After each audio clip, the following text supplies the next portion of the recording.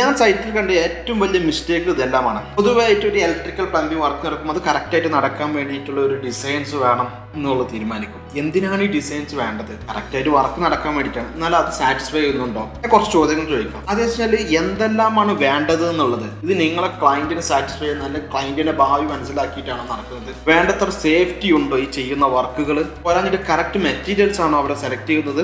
നിങ്ങളെ റേറ്റിന് പാകമായിട്ടുള്ളതാണോ? അതായത് സേഫ്റ്റി ഉണ്ട് വേണേനും നല്ല റേറ്റും ഒക്കെ ആയിരിക്കും വേണം. കറക്റ്റ് മെറ്റീരിയൽസ് ആണ് കൊണ്ടുവരുന്നത്. ഈ മെറ്റീരിയൽസ് ബാക്കിയാവുന്നുണ്ടോ? അല്ലെങ്കിൽ ബാക്കിയുള്ള കാരണം എന്താണ്? ഇനി നാളെ മെയിൻ്റെനൻസ് വരുമോ?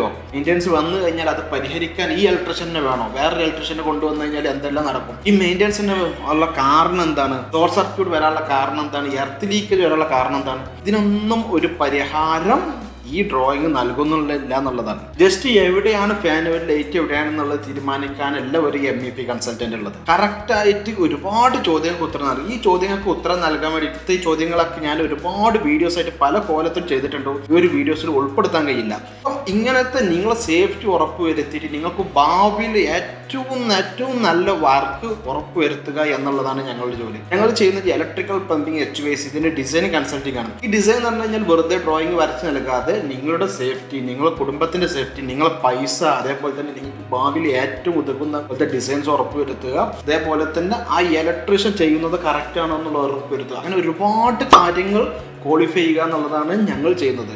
അപ്പം നിങ്ങൾക്ക് റിക്വയർമെന്റ് കോൺടാക്ട് ചെയ്യുമല്ലോ.